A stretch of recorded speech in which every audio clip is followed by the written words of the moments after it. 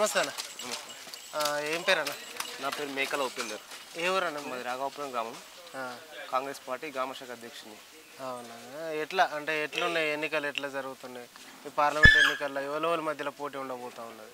ఈ పోటీ అంటే ఇప్పటి వరకు యువత చాలామంది చామల కిరణ్ కుమార్ రెడ్డికి ఉత్సాహంగా పనిచేస్తారు కాబట్టి ఆయనకి చాలామంది వేస్తారు. 80% చామల కిరణ్ కుమార్ రెడ్డి పక్కకు గెలుస్తాడు.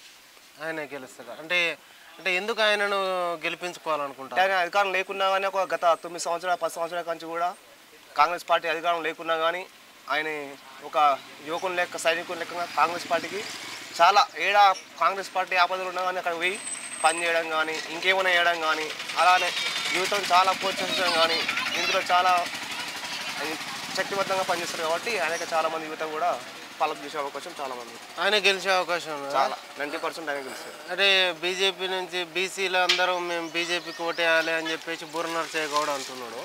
బీజేపీ నుంచి అంటే బూరనరసయ్య గౌడ్ ఏదైనా ఆల్రెడీ పార్టీ ఉండొచ్చు, తర్వాత పార్టీ మారినాడు 2000 కానీ ఆయనకు అనుకూలంగా చేసుకున్నాడు.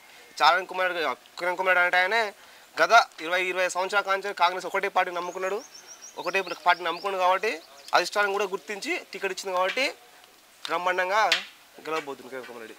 ఆయన పార్టీలు మారినంటారు బూరనరసయ్య గౌడ్ పక్క. ఇప్పుడు ఆయన దేశంలో మోడీ అభివృద్ధి చేస్తాడు, నన్ను చూసి మోడీని చూసి ఓటేయి అని అడుగుతున్నాడు. ఎగ్జాంపుల్ చెప్పాలంటే మా ఊరే ఉందన్న, మొన్న ఎమ్మెల్యే ఎలక్షన్స్ అయినాయి. మా ఊళ్ళో ఒక 1000 ఓట్లు ఉంటాయి.